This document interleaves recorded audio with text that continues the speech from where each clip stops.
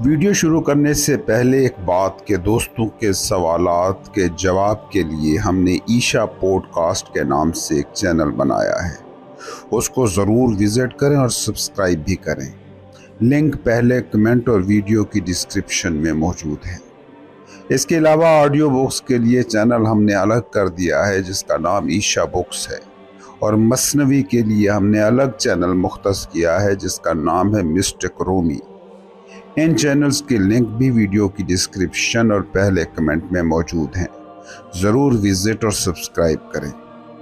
آئیے اب چلتے ہیں آج کی ویڈیو کی طرف۔ کیا انسان کے دکھوں کا کوئی جواب موجود ہے؟ سب کے پاس دکھ کی وجہ ہیں۔ کسی کو بھی روک کر پوچھ لو، وہ بتا سکتا ہے کہ دکھ کی وجہ کیا ہے، اس کے دکھ کی وجہ کیا ہے۔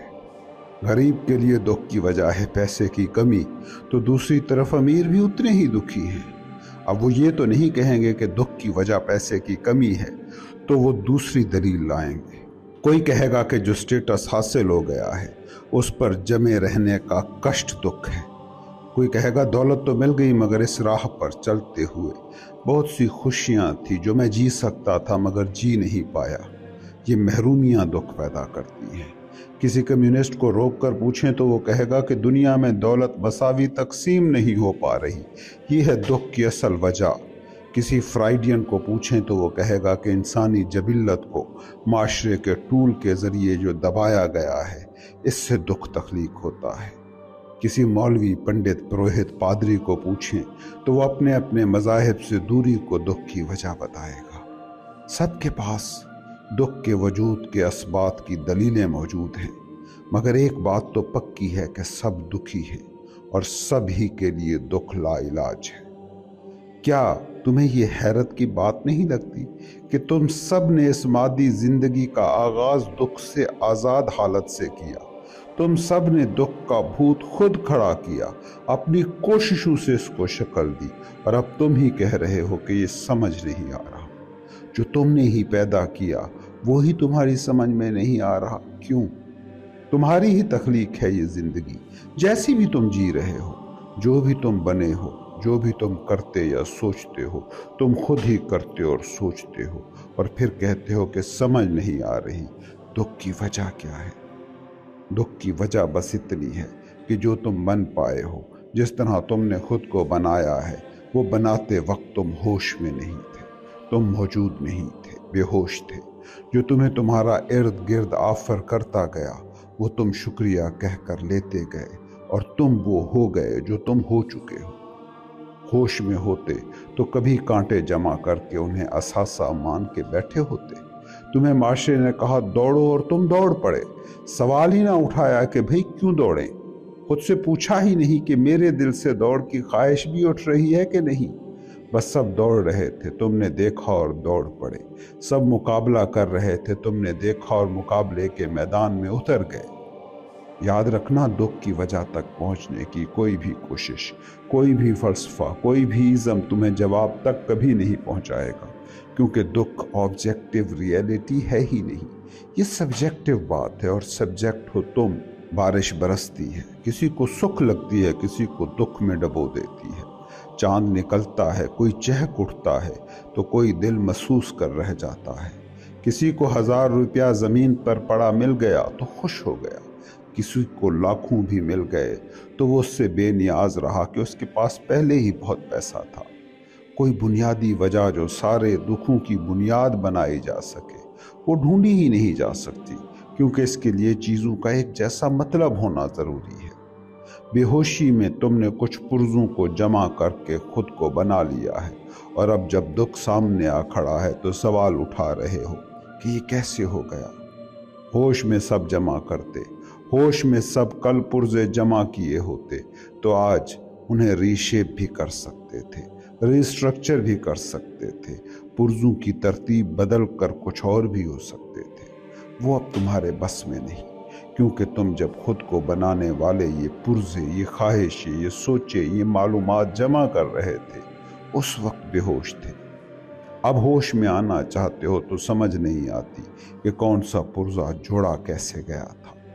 سوچو نا، تم سب جو سن رہے ہو، جو ڈاکٹر ہے وہ ڈاکٹر کیسے بنا، बिजनेस मैन कैसे बना, चोर चोर कैसे बना, सियासतदान कैसे बना।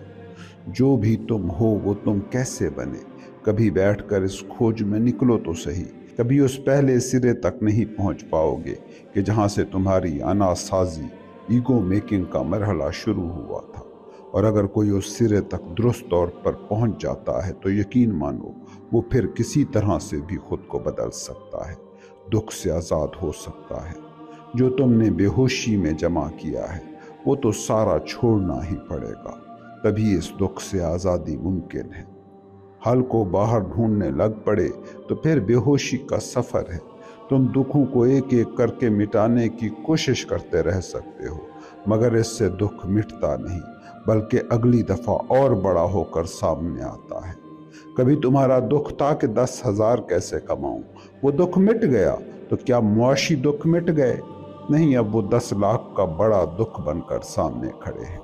बेबस ताकत के पीछे भागता है और ताकत के ताक़ुब में इतना भागता है कि बेबस होकर गिर पड़ता है और मिट जाता है। तुम पूरी ज़मीन पर कालीन बिछा देना चाहते हो कि पाँव कांटे से बच जाएं, मगर अपने पैर के लिए जूते बनाने के तसव्वुर से भी तुम वाकिफ़ नहीं, क्योंकि तुमने सारी ज़िंदगी किया यही है। सारे लुत्फ़, खुशियाँ, मज़े तुम्हें हमेशा तुमसे बाहर मिले हैं। एक शख्स के बाजू में एक कांटा गहरा चुभ गया, इतना गहरा कि उसके अंदर की हसास नसों को छूने लगा। कुछ भी उसके बाजू से टच होता तो वो तकलीफ में चीख पड़ता, कोई उसे हाथ लगाता वो तड़प उठता, सोता तो बिस्तर की करवट उसका जीना मुश्किल कर देती। उसने कांटे को निकालने की कोशिश करने की बजाय बाहर की दुनिया में हल ढूंढना शुरू कर दिया। एक लोहे का सूट ईजाद किया जिससे कोई चीज़ उसको टच न कर सके। ख़ास बिस्तर बनाया कि सोते हुए उसे तकलीफ ना हो। लोगों से मिलने के लिए और किस्म के टूल बनाए, और सब कुछ करने के बाद उसने नारा लगाया कि देखो, उसने कांटे के मसले का हल ढूंढ लिया। वो मार्केट में ये टूल तक बेचने लगा और फ़ख्र से लोगों को बताने लगा कि जिसको कांटा चुभे वो ये सूट, ये टूल इस्तेमाल करके अपनी ज़िंदगी आसान कर सकता है। उसने फ़ख्र से दावा किया कि उसने इस मसले का हल ढूंढ लिया। क्या उसने वाकई हल ढूंढ लिया, या उस एक मामूली से मसले ने उसकी पूरी ज़िंदगी को निगल लिया है? मुझे पता है ये शख्स और ये मिसाल तुम्हें अहमकाना लग रही है, लेकिन क्या तुम भी ऐसा नहीं करते? क्या तुम्हारी दुनिया भी ऐसे नहीं चलती? बेख्वाबी का मर्ज तुमको लाहक है और टीवी कह रहा है कि ये वाला मैट्रेस ले आओ, ऐसी लाइटें लगा लो, ऐसी जगह पर घर ले लो, ये वाली वाइन पी लो और तुम्हारा मसला हल हो गया। क्या तुम अपनी ज़िंदगी के सारे मसलों को ऐसे हल नहीं करते हो? ये आज़ादी की राह है या ग़ुलामी का सफ़र? कितना आसान हल था कि बाजू में चुभा कांटा वो निकाल देता, 2 मिनट में निकल जाता और कभी मसले में ही न ढलता। मगर उसके लिए खुद को देखना था, फोकस को खुद की तरफ मोड़ना था, और वो करने की ट्रेनिंग तुम्हें मिली नहीं है। तुम्हें सारे मसले और सारे हल तुमसे बाहर ही बताए गए हैं, और तुमने अंधाधुंध बेहोशी के नशे में वो सारी बताई गई चीज़ें मान ली। पता है तुम्हारी गलतियों की इब्तदा कब हुई? दुख की कहानी का पहला चैप्टर क्या था? जब तुम दुख की दवा खुद से बाहर ढूंढने गए थे। तुमने लफ्ज़ बाहर से लिए, ठीक है, लफ्ज़ों को मतलब देने का माखज़ तो तुम्हारे ही पास था। उस टूल को, इस सलाहियत को इम्प्रूव करने की कोशिश क्यों ना की? क्यों सवाल ना उठाया जब वो नौकरी करने गए जो तुम्हें पसंद ही नहीं? सारी ज़िंदगी गुजार दी इस जबर को सहते, क्योंकि तुम्हें बाहर ने सिखाया यही है। तुम बाहर हल के अंबार लगाते रहो, ईजादों पर ईजादें, दरियाफ्तों पर दरियाफ्तें करते रहो, मगर याद रखना, दुखों से आज़ादी कभी इस राह की मंजिल नहीं होगी। जो दुख से आज़ाद हुआ था, हो रहा है या कभी हो पाएगा, वो खुद की तरफ पलटा था, पलट रहा है और पलट कर रहेगा। तुम्हारा दुख है या सुख है, उसकी बुनियाद तुम में ही मौजूद है, और जब तक तुम अपना रुख अपनी तरफ नहीं करते, दुख के इलाज के नाम पर दुख को बढ़ाने का ये सफ़र जारी रहेगा। ज़रा गौर से देखो तो सही, तुम्हारे दिमाग के काम करने के तरीके क्या है? इसकी सारी खुशियाँ, इसके सारे सुख दूसरों की नाखुशी और दुख से जुड़े हैं। तो होता क्या है कि तुम पाना तो चाहते हो सुख, मगर सारा दिन सोचते हो दूसरों को दुखी करने के बारे में। जो तुम चाहते हो वो तो मिले या ना मिले, मगर जो तुम सोच रहे हो वो तो तुम्हें मिलेगा ही मिलेगा। जो तुम सोच रहे हो, जो सारा दिन तुम्हारे जहन में चल रहा है, वो तो तुम में ढल रहा है। दुख देने की सोचें दूसरों तक दुख पहुंचा पाएं या ना पहुंचा पाएं, तुम तक ये दुख पहुंच कर ही रहता है। तुम दूसरे को गाली दे रहे हो, वो गाली उसे टच करे ना करे, तुम्हें वो छुएगी ही छुएगी।